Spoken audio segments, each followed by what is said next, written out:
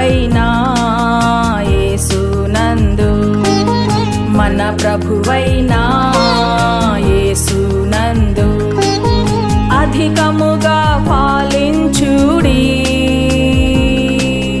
అధికముగా ఫలించుడి.